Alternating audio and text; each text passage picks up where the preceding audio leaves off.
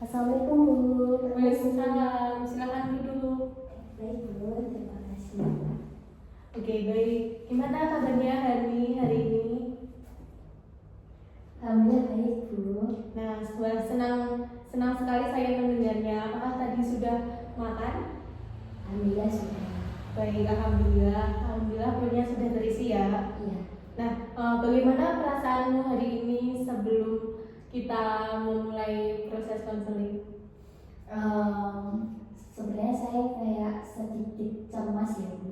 Ya, terus? Jadi sebenarnya saya itu kayak hari ini sedikit tidak enak sih Bu. Kenapa tidak enak? Karena ada sesuatu yang mungkin ingin saya ungkapkan kepada Ibu. Oke, baik. Nah, sebelum kita mulai, baiknya biar kita lebih akrab lagi, bisa diperkenalkan namanya dan hobi, bisa nama panjang ya. Soalnya kan saya baru tahu kayak cuma nama panggilan saja. Oke, baik. Sebenarnya perkenalkan ya Bu, nama saya Hani, saya dari kelas 11. Di sini hobi saya tuh relatif ya Bu, tergantung mood saya sebenarnya. Ya. Kadang itu kalau saya moodnya lagi bagus, mungkin ya saya menggambar juga, itu juga termasuk hobi saya. Tapi kadang kalau saya cuma gabut-gabut aja, tapi memang seringnya gabut sih Bu. Biasanya saya kayak nyanyi nggak jelas gitu sih. Oke. Apakah kamu sudah tahu kita di sini mau ngapain? Sudah. Oke, baik. Kita di sini akan melakukan konseling individu. Sebelumnya apakah duduknya sudah nyaman? Alhamdulillah sudah Bu. Nah, baik. Jadi sebelum kita mulai di sini, saya jelaskan terlebih dahulu. Apakah kamu sudah mengetahui apa itu konseling individu? Saya cuma pernah mendengar saja sih Bu. Kalau lebih lanjut atau lebih detailnya saya belum tahu. Oke. Sebelumnya apakah sudah pernah melakukan konseling individu? Belum. Ini Baru pertama kali ya. Iya. Oke, saya jelaskan apa itu dari konseling individu. Konseling individu itu proses konseling antara konseli dan konselor. Jadi di sini saya sebagai konselor dan Mbak Hani sebagai konseli. Nah, itu untuk membahas permasalahan apa yang terjadi dalam diri Mbak Hani, dan kita akan mengentaskan dari permasalahan itu, kita mencari solusi yang terbaik. Apakah sudah paham? Sudah. Oke. Jadi kamu tidak perlu khawatir juga. Dalam proses konseling ini ada beberapa asas. Sebelumnya apakah sudah mengetahui apa saja asas-asasnya? Belum sih. Oke, ada beberapa azas di sini. Yang pertama yaitu azas kerahasiaan. Nah, jadi di sini Mbak Hani bisa cerita dengan apa saja yang ingin Mbak Hani ceritakan tanpa perlu khawatir, tanpa perlu hal-hal yang Mbak Hani sampaikan ini tersebar. Jadi terjamin kerahasiaannya dan ada asas keterbukaan. Jadi Mbak Hani di sini bisa bercerita. Saya harap Mbak Hani bisa terbuka dengan masalahnya Mbak Hani, karena kalau saya sendiri tidak tahu apa sesungguhnya permasalahannya, jadi kan kita tidak bisa memberikan solusi yang benar-benar dan tidak akan terpecahkan masalahnya. Dan ada azas dan selanjutnya ada asas kesukarelaan. Jadi Mbak Hani bisa sukarela kan datang ke sini. Iya Bu, ini atas kemauan saya sendiri dan tidak ada paksaan dari orang luar. Nah, jadi itu ada beberapa azas yang Mbak Hani perlu tahu. Sampai sini sudah paham azas-azasnya? Sudah Ibu. Oke, jadi Mbak Hani sudah tahu dalam proses konseling ini Mbak Hani harus ngapain saja? Iya. Oke. Kamu Mbak Hani, kan saya panggil juga ke sini berdasarkan net assessment yang saya peroleh. Berdasarkan net assessment, Mbak Hani sering menunda-nunda tugas dan juga merasa cemas. Apakah benar? Iya Bu, benar sekali. Nah baik, bisa untuk pertama-tama bisa ceritakan dulu kebiasaan saat mendapat tugas dari guru. Jadi itu biasanya saya waktu di kelas terlebih dahulu ya mungkin waktu di kelas tuh mungkin saya kayak sering tidak memperhatikan ya waktu guru mata pelajaran itu menjelaskan, karena nggak tahu ya Bu kenapa saya tidak punya motivasi di dalam diri saya untuk ayo dong dengerin, nanti kalau kamu nggak dengerin nggak paham. Nah ternyata benar, waktu saya tidak menghiraukan penjelasan dari ibu mata pelajaran tersebut, waktu beliau memberikan saya tugas dan saya mengerjakan di rumah itu kayak bingung Bu, jadi saya nggak ngerti harus tanya ke siapa, terus harus mulai dari mana. Jadi saya akhirnya kayak nanti saja, mungkin teman-teman juga belum pikir saya seperti itu, makanya saya waktu ada tugas tuh kayak sering menyepelekan lagu. Saya lebih memilih untuk kayak ngopi dulu atau hangout sama teman-teman, karena menurut saya itu supaya bisa membangun mood saya, karena kalau saya moodnya jelek saya juga tidak mau mengerjakan, tapi waktu mood saya bagus saya malah lupa waktu gitu Bu, jadi saya bingung. Oh iya, kalau boleh tahu tugas apa yang paling sering kamu tunda? Yang pastinya matematika ya Bu, itu sangat mungkin kenapa saya sering menunda tugas tersebut, karena waktu diajarkan di kelas kan ada memperhatikan, otomatis kalau saya nggak memperhatikan saya nggak bisa mengerjakan rumus-rumus atau soal-soal yang diberikan, jadi saya bingung. Dan walaupun saya melihat di internet kadang kan rumus yang diberikan oleh guru dan rumus yang di internet itu kan berbeda ya Bu, jadi kayak saya itu sering salah, jadi saya akhirnya malas mengerjakan.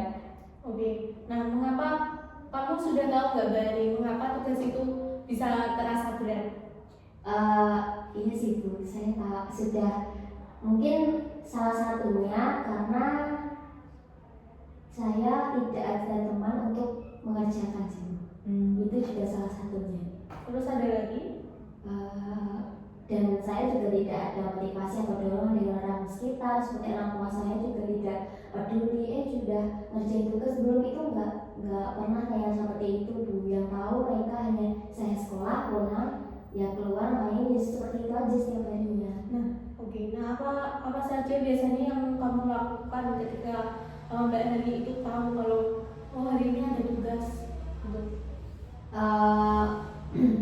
Biasanya saya walaupun saya nggak keluar di rumah, tapi kalau ada tugas, sebenarnya saya itu juga udah punya niat Bu untuk mengerjakan, tapi ketika saya memegang handphone untuk melihat tugas yang diberikan tersebut, malah saya itu scroll yang lain, buka aplikasi yang lain seperti TikTok, IG, jadi saya lupa waktu, terus ketiduran, ya akhirnya keteteran tugasnya menumpuk, jadinya saya juga bingung Bu mau ngerjainnya seperti itu. Nah, kan kamu keteteran ya, tugasnya sudah menumpuk karena kamu menunda-nunda.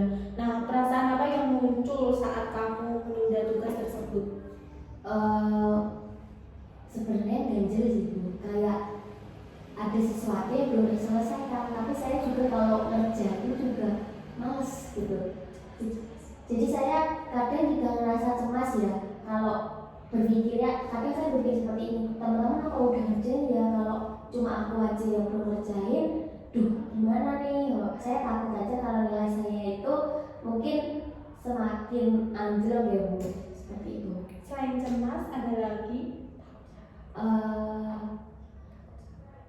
Saya juga takut salah dalam mengerjain tugas tersebut, karena salah saya tidak memperhatikan rumusnya, yang kedua juga saya tidak ikut berpartisipasi sama teman-teman mengerjakan bersama.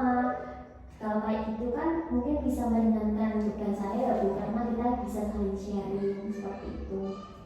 Nah, menurutmu apa penyebab utama kamu ini menunda tugas? Yang paling utama? Ya mungkin itu sih, saya lebih mementingkan waktu bermain saya daripada saya mengerjakan tugas itu Bu. Penyebabnya juga ya karena saya tidak ada dorongan atau motivasi dari faktor dari diri saya sendiri dan juga faktor dari luar seperti orang tua atau teman saya itu. Oke. Apakah kebiasaan menunda tugas ini sudah berlangsung lama? Enggak juga sih Bu, karena waktu kelas 10 itu sebenarnya saya rajin sekali ya ngerjainnya, karena waktu itu kan saya kayak merasa nilai itu sangat penting.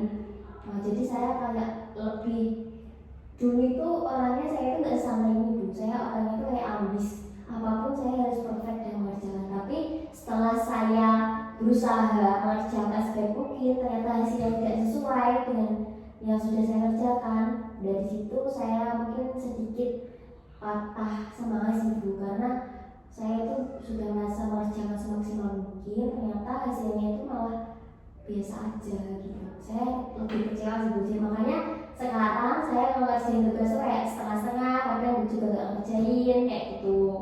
Nah, sejak kapan itu kamu sering menunda tugas? Ya sejak kemarin mungkin naik kelas 11 ini sih Bu. Kalau kelas 10 itu saya rajin banget, bahkan saya sering ranking kok di kelas. Tapi sekarang kayak saya males karena hasilnya itu tidak sesuai dengan ekspektasi saya gitu. Nah, oke. Apa dampak kebiasaan menunda tugas terhadap nilai, waktu istirahat, dan perasaan? Mungkin kalau dari segi nilai, ya nilai saya di rata-rata sih Bu, tapi karena orang tua saya juga tidak mempermasalahkan, jadi ya saya enjoy aja. Tapi kalau apa tadi Bu yang sebelum Waktu istirahat. kalau waktu istirahat saya mungkin lebih sedikit leluasa ya Bu, karena saya gak terlalu mikirin tugas yang saya kerjakan gitu, jadi saya lebih santai aja. Oke, kan jika kamu menunda tugas terlalu lama, gimana perasaanmu? Ya seperti yang sudah saya katakan tadi Bu, ya saya juga cemas sebenarnya, kayak takut semakin saya menunda semakin menumpuk tugas yang harus dikerjakan gitu. Oke. Pernahkah kamu merasa menyesal setelah menunda tugas? Mungkin penyesalan itu ada ya Bu, tapi karena sebelumnya saya itu kecewa karena hasilnya tidak sesuai, jadi saya sudah tahu konsekuensinya seperti itu. Tapi paling tidak usaha saya juga nggak sia-sia juga sih Bu, karena waktu saya mengerjakan semaksimal mungkin ternyata hasilnya nggak sesuai, itu saya lebih kecewa. Makanya sekarang saya kayak biasa aja, setengah-setengah kalau mengerjakan sesuatu. Oke. Menurutmu faktor dari dalam diri apa yang sebenarnya bisa membuatmu berubah? Mungkin kalau teman saya juga, kalau dari diri saya sendiri, mungkin saya butuh waktu untuk merubah hal tersebut sih Bu. Mungkin saya butuh masukan dari ibu, makanya saya kesini untuk apa sih yang harus saya lakukan supaya saya itu bisa merubah ini, supaya bisa merubah pemikiran saya yang sebelumnya itu kecewa karena dikecewakan oleh ekspektasi saya sendiri, dan gimana saya merubah hal tersebut di dalam pikiran saya tuh. Jadi berarti kamu pernah berhasil mengerjakan tugas tanpa menunda? Saya sebelum menunda ini, seperti yang saya bilang tadi, saya kelas 10 itu saya sangat ambis orangnya. Kalau tugas, bahkan dengan tugas itu masih lama, saya sudah mengerjakan semuanya dulu. Tapi kan hasil yang tidak sesuai ekspektasi saya, jadi ya saya atasnya.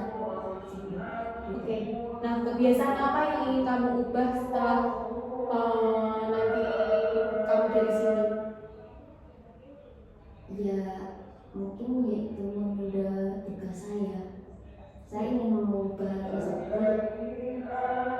Mungkin kalau saya dapat masukan dari orang lain atau dari ibu sendiri, mungkin saya lebih ada dorongan dalam diri saya sih Bu. Karena saya juga pertama kali baru melakukan bimbingan ini sama ibu, saya juga belum pertama kali terbuka dengan masalah saya. Jadi saya harap juga bisa ada sesuatu yang bisa membuat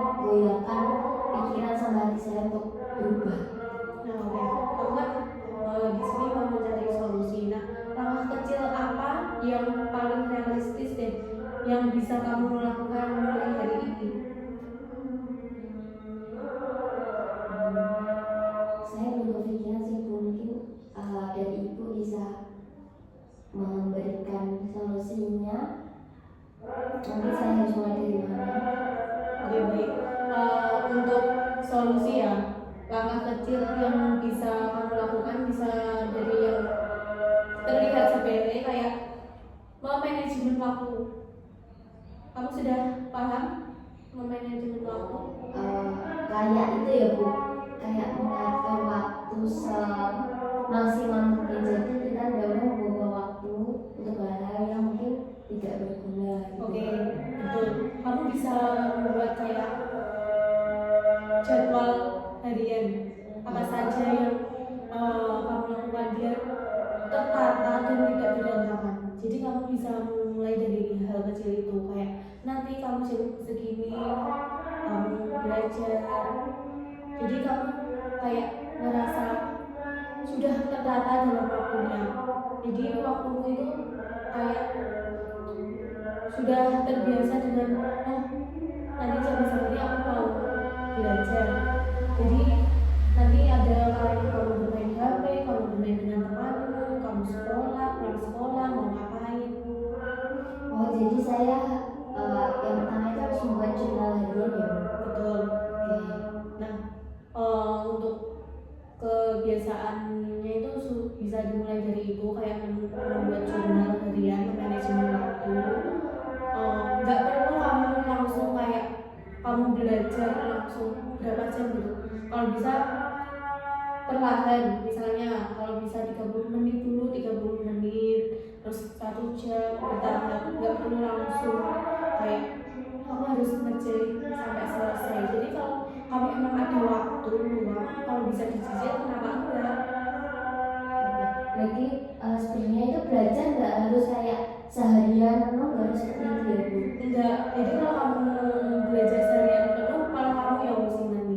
Nggak ada kayak makan nanti malah nggak teratur, nanti kamu malah sakit. Jadi belajar itu dalam diri. Jadi kamu harus memotivasi diri kamu sendiri. Nah, aku harus belajar biar aku tidak kayak gini sering menunda tugas. Aku dulu ambis, kenapa aku sekarang kayak gini? Kamu harus memikirkan itu dulu. Kenapa ya aku bisa kayak gini?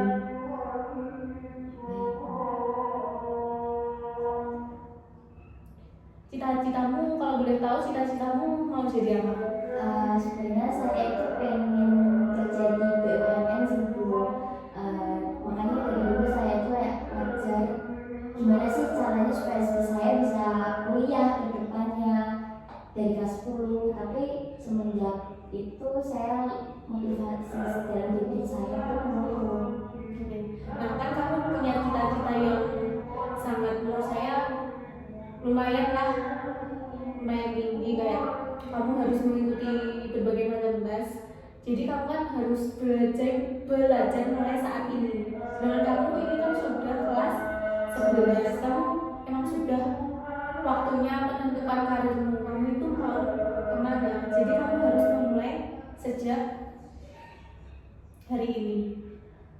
Oh iya Bu, berarti kalau saya gimana kalau cara saya memotivasi diri saya itu dengan mungkin saya membuat notes yang saya tempelkan di kamar. Jadi itu berisikan cita-cita saya supaya saya bisa memotivasi diri saya sih Bu. Saya akan melakukan itu sih Bu. Nah, itu sangat bagus. Jadi ketika kamu belajar, ketika kamu melihat, kamu pasti kayak berpikir, wah nanti gimana ya kalau aku bisa jadi pegawai BUMN, ini kan pasti bangga. Kamu jadi setiap melihat itu kan kamu pasti semangat lagi untuk belajarnya.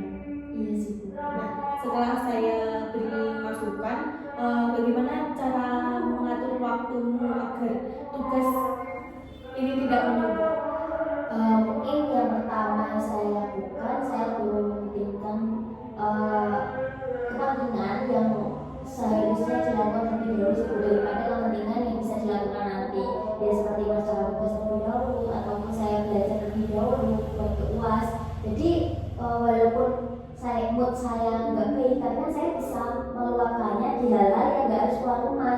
Jadi bisa sambil ya sebentar saya buka buku 30 menit, terus sebentar saya nonton, seperti itu kan tidak apa-apa ya Bu? Tidak apa-apa. Jadi biar kamu juga tidak merasa bosan belajar terus. Jadi belajar pun juga perlu jeda, tidak harus tiap 24 jam kamu untuk belajar, itu tidak. Nah, bagaimana jika rasa malas, cemas, atau takut gagal itu muncul dalam dirimu, apa yang akan kamu lakukan? Yang pertama, karena cemas itu sudah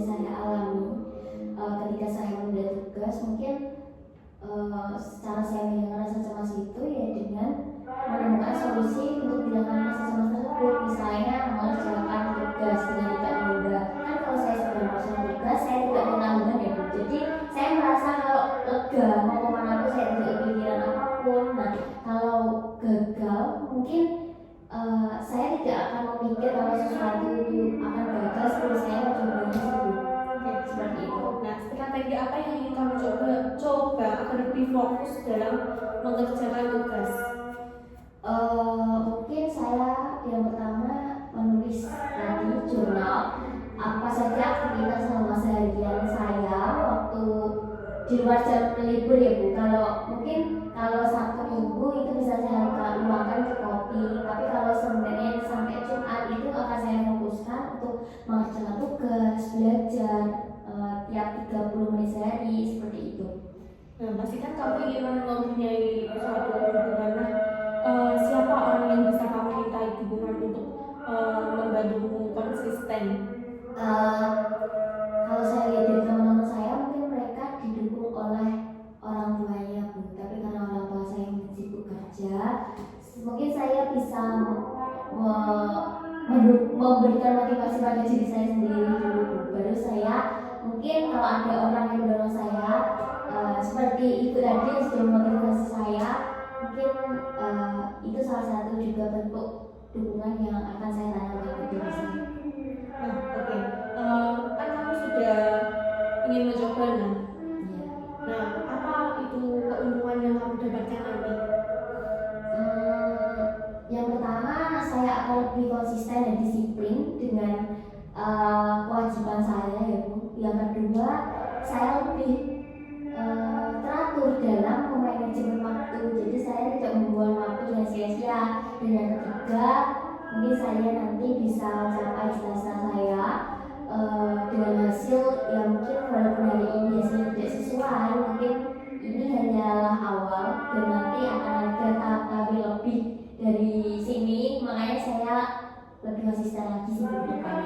Nah, baik. Kan dari menunda tugas ini, apakah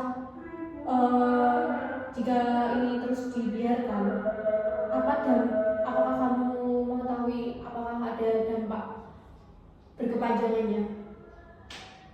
Mungkin kalau saya tidak ketemu ibu pada hari ini dan saya tidak memberanikan diri untuk konseling, mungkin yang pertama saya gagal nanti waktu tes kayak tes masuk ke perguruan tinggi, karena saya sering ya tidak memberanikan guru dan saya sering menunda-nunda tugas yang seharusnya itu saya kerjakan.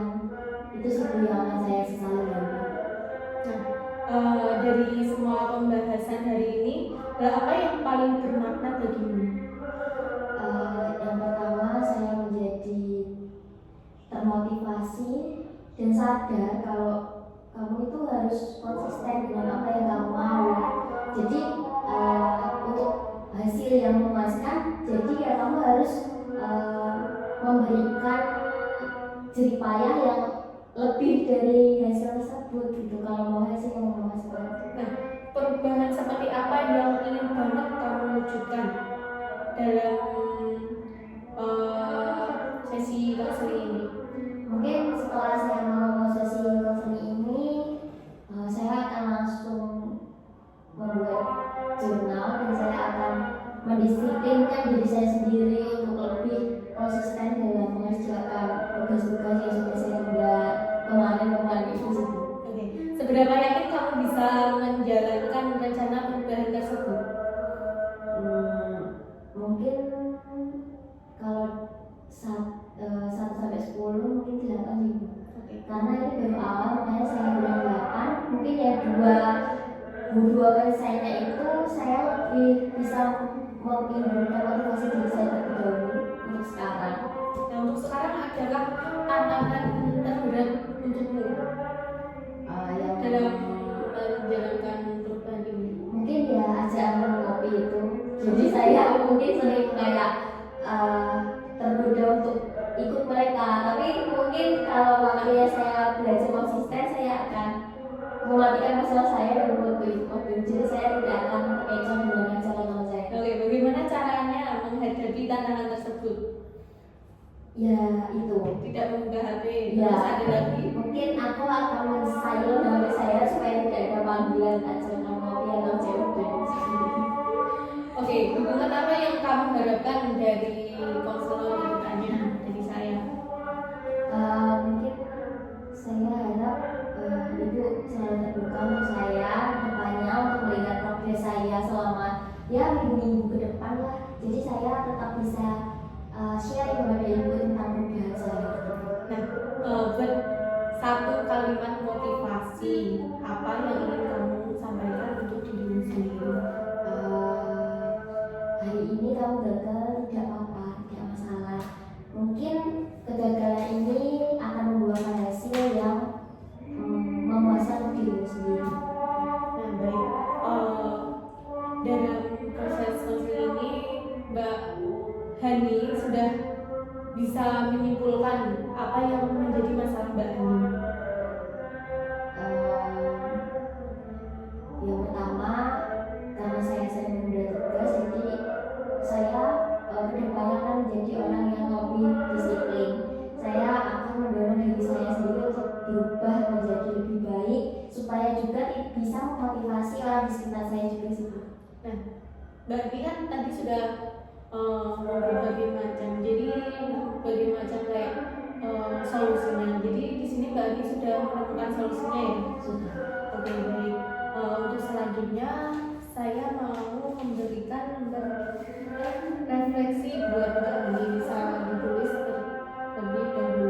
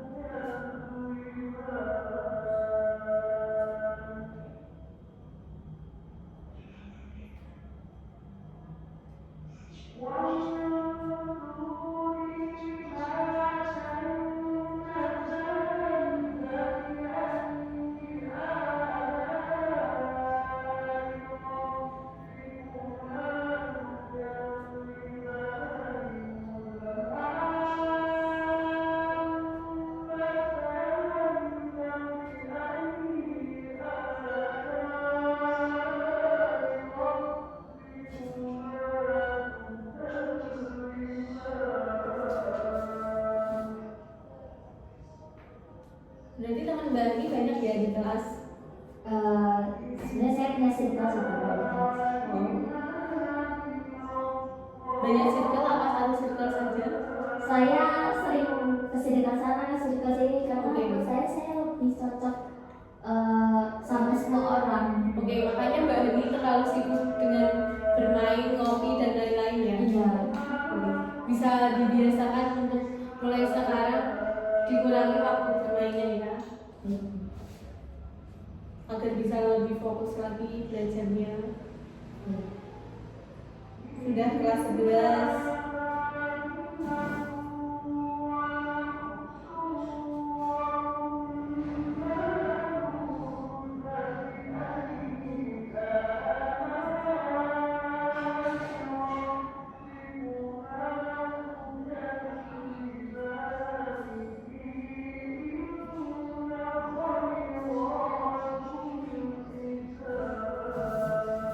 Baik, terima kasih Mbak Hani sudah diisi. Apakah dari apa perasaan Mbak Hani setelah mengikuti proses konseling pada hari ini? Mungkin kalau dari masalah saya yang sudah saya lakukan, mungkin saya lebih belajar dan belajar karena masalah saya itu udah ada solusi dan cara mengataskan. Oke, apakah dari sini ada yang ingin Mbak Hani sampaikan? Sudah cukup sih. Alhamdulillah. Saya berharap Mbak Hani lebih semangat lagi belajarnya. Mulai sekarang bisa di manajemen waktunya untuk bermain sama belajar. Tolong yang semangat, soalnya Mbak Hani sudah kelas 11 dan mau masuk ke perguruan tinggi. untuk mencapai cita-citanya harus belajar sungguh-sungguh. Nah, mungkin proses konseling pada hari ini sudah cukup. Nanti bisa ditindaklanjuti lagi bagaimana kedepannya Mbak Hani, adakah perubahan atau tidak, seperti itu. Nah, nanti jika Mbak Hani ada apa-apa, ada perlu hal yang ingin disampaikan ke Ibu, Mbak Hani bisa datang ke sini. Nah, terima kasih Mbak Hani sudah datang dan meluangkan waktunya sebentar untuk melaksanakan proses konseling hari ini. Semoga selama proses konseling ini dapat bermanfaat bagi Mbak Hani. Semoga bisa diterapkan, saya kira bisa diterapkan dengan sungguh-sungguh. Terima kasih saya sampaikan. Cukup sekian. Terima kasih. Mbak Hani